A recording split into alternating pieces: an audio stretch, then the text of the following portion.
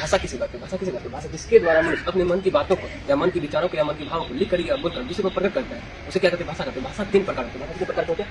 भाषा 3 प्रकार के होते हैं। कौन सा? एक होते हैं मौखिक, मौखिक भाषा, पहला होता है मौखिक, दूसरा होता है लिखित, तीसरा होता है सांकेतिक। सांकेतिक मौखिक मतलब मुंह से बोल के, यानी मुंह से बोल के, लिखित मतलब लिख कर, सांकेतिक मतलब इशारा करके। मतलब जो बोल सकता है वह अपनी भाषा को बोलकर प्रकट कर सकते हैं, जो बोल नहीं सकता है या पढ़े लिखे हैं तो अपनी भाषा को लिखकर प्रकट कर सकते हैं, जो पढ़े लिखे भी नहीं है और गूंगा भी है वह क्या कर सकते हैं? इशारा करके अपनी भाषा को प्रकट कर सकते हैं, दूसरे को बता सकते हैं। तो भाषा कितने प्रकार है? दो। उसके आगे का है, आगे लिपि है। लिपि क्या होता है? लिखने का तरीका, लिखने के तरीका क्या कहते हैं? लिपि कहते हैं। लिखने के तरीका को लिपि कहा जाता है। लिपि कहा जाता है। लिपि कई प्रकार से लिखे जाते हैं। हिंदी, देवनागरी, उर्दू फारसी आदि भाषाओं में लिखी जाती है।